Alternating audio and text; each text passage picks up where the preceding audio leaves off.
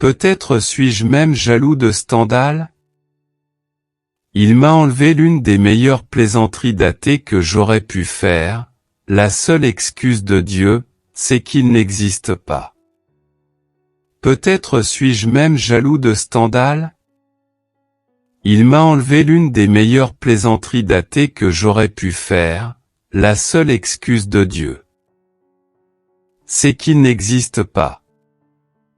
Moi-même j'ai dit quelque part, quelle fut jusqu'à présent la plus grande objection contre l'existence? Dieu.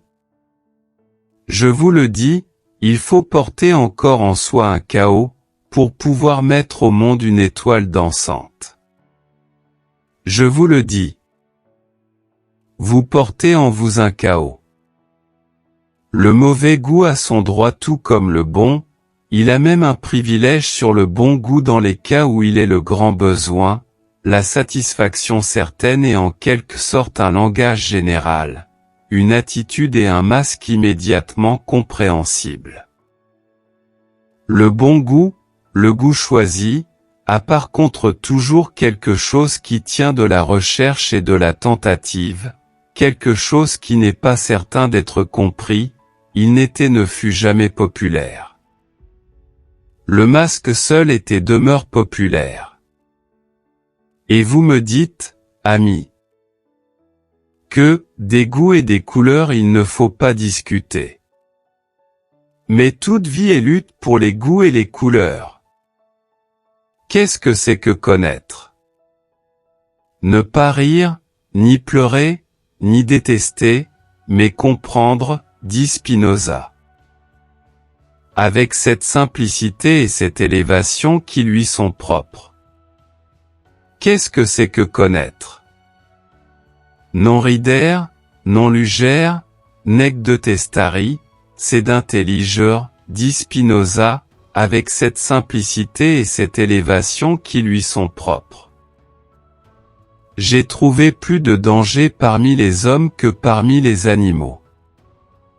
C'est une joie enivrante pour celui qui souffre de détourner les yeux de sa souffrance et de s'oublier.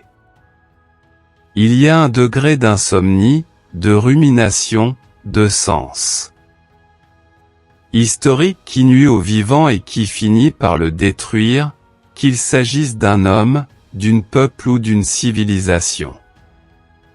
Il est possible de vivre presque sans souvenir et de vivre heureux, comme le démontre l'animal, mais il est encore impossible de vivre sans oubli. Nul bonheur, nulle sérénité, nulle espérance, nulle fierté, nulle jouissance de l'instant présent ne pourrait exister sans faculté d'oubli. Il est possible de vivre sans se souvenir, de vivre même heureux, à l'exemple de la bête. Mais il est absolument impossible de vivre sans oublier.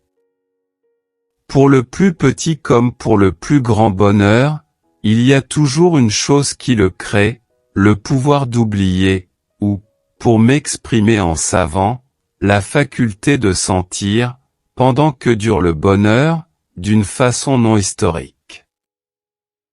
J'aime celui dont l'âme se dépense, celui qui ne veut pas qu'on lui dise merci et qui ne restitue point, car il donne toujours et ne veut point se conserver. La mesure de la force peut s'évaluer selon le degré auquel on peut se débarrasser de la vertu. Et l'on pourrait imaginer une hauteur, où l'idée de vertu serait si insensible qu'elle aurait. Dans toute morale ascétique, l'homme adore une part de soi-même sous les espèces de Dieu, et il a besoin pour cela de changer en diable la part qui reste.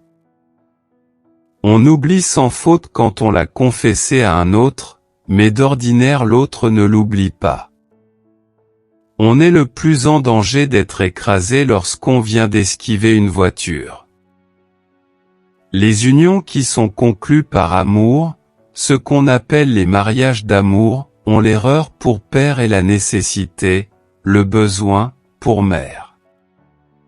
Les pères ont beaucoup à faire pour compenser ce fait qu'ils ont des fils. Avouez que le mensonge est une condition vitale. C'est là, certes, s'opposer de dangereuses façons aux évaluations habituelles, et il suffirait à une philosophie de l'oser pour se placer ainsi par-delà le bien et le mal. L'humanité. Fut-il jamais entre toutes les vieilles? Une vieille plus horrible, si ce n'est peut-être la vérité, un problème à l'usage des philosophes. Non, nous n'aimons pas l'humanité. Plus vous voudrez accélérer les progrès de la science et plus vite vous la ferez périr. Ainsi succombe la poule que vous contraignez artificiellement à pondre trop vite ses œufs. Et je sais encore ceci, je suis maintenant devant ma dernière cime. Devant ce qui me fut réservé si longtemps. Hélas! Il me faut aborder mon chemin le plus dur, hélas. Me voici lancé dans mon voyage le plus solitaire. Ô l'éclat neuf du monde! De merveille en merveille. Midi s'est endormi sur l'espace et le temps. Plus rien que ton regard. Prodigieusement. Qui me contemple, infinité. Vers là-bas, je le veux, sans crainte, d'une main sûre. Qui empoigne la rame et attaque la lame. Routes ouvertes de la mer. Mon canot génois. Comme il fonce dans le bleu. Qui se sait profond, s'efforce à la clarté. Qui veut paraître profond aux yeux de la foule, s'efforce à l'obscurité. Car la foule tient pour profond tout ce dont elle ne peut voir le fond, elle a si peur de se noyer. L'augmentation de la sagesse se laisse mesurer exactement d'après la diminution du fiel. Prends garde à ne pas faire ressembler ton repos et ta contemplation à ceux du chien devant l'étal d'un boucher. La peur ne lui permet pas d'avancer, le désir l'empêche de reculer, et il ouvre de grands yeux qui ressemblent à une gueule béante. Si les époux ne vivaient pas ensemble, les bons mariages seraient plus fréquents. Si l'on n'a pas un bon père, on doit s'en donner un. Tous les hommes se divisent, et en tout temps et de nos jours, en esclaves et libres. Car celui qui n'a pas les 2/3 de sa journée pour lui-même est esclave, qu'il soit d'ailleurs ce qu'il veut, homme d'État, marchand, fonctionnaire, savant. Il faut porter encore en soi un chaos, pour pouvoir mettre au monde une étoile dansante. Un véritable renard n'appelle pas seulement trop vers les raisins qu'il ne peut pas atteindre, mais encore ceux qu'il atteint et dont il prive les autres. Dans la solitude, le solitaire se ronge le cœur, dans la multitude, c'est la foule qui le lui ronge. Choisis donc. Il n'y a pas assez d'amour et de bonté dans le monde pour avoir le droit d'en prodiguer à des êtres imaginaires. Comment quelqu'un peut-il devenir un penseur s'il ne passe au moins le tiers de sa journée sans passion, sans homme et sans livre? On doit, au moment d'entrer en ménage, se poser la question, crois-tu bien pouvoir t'entretenir avec cette femme jusqu'à ta vieillesse?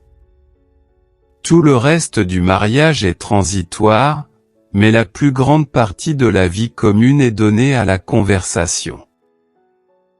Il est aujourd'hui impossible de dire avec certitude pourquoi on punit, tous les concepts où se résume significativement un long processus échappent à la définition, on ne peut définir que ce qui n'a pas d'histoire.